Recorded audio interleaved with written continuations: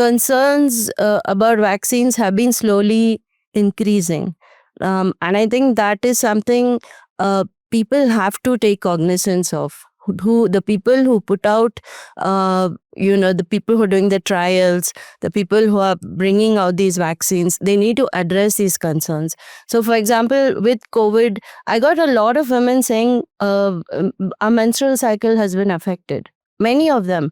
It was very weird because they clearly said, after the vaccine is gone haywire, and the sudden deaths, the sudden cardiac deaths. Now, what is the best response a government should do? Like with polio, there were concerns raised. People came forward to address it, and they were trustworthy sources.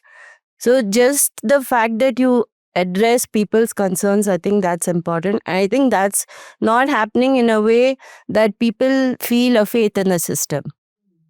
And if you look at conflict of interest, there is conflict of interest. There is with the pharma, there's even with private hospitals, people have lost faith.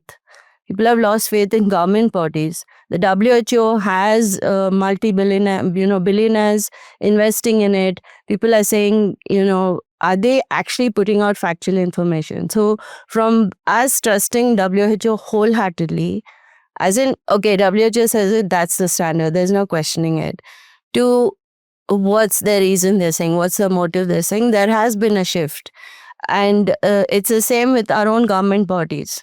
And that shift is not being addressed. The shift in people's perceptions, the conflicts that people have, the doubts that people have.